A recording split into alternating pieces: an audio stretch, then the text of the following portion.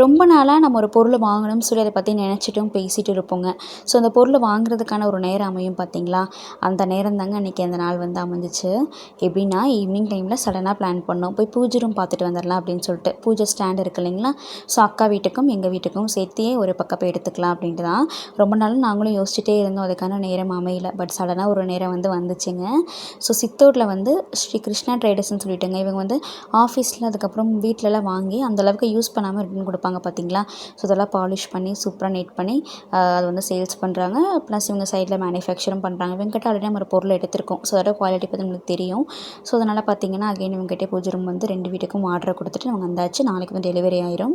So வரும்போதே பார்த்தீங்கன்னா பைபாஸ்லேயே வந்துட்டு இந்த டீ ஷாப் இருந்துச்சு. ஸ்நாக்ஸு டீ எல்லாம் குடிச்சிட்டு வீட்டுக்கு வந்தாச்சுங்க. வந்ததுமே நாங்கள் 3 பேருமே சேர்ந்து எக் பிரியாணி வந்து செஞ்சுட்டு இருந்தோம். மகிழ்குட்டி சைடில் அமைதியாக தக்காளி வெங்காயம் கொடுத்துட்டு வச்சு விளையாண்டுட்டு இருந்தான். ஸோ இப்படி தான் எனக்கு அன்றைக்கி அந்த டே வந்து சூப்பராக போச்சு.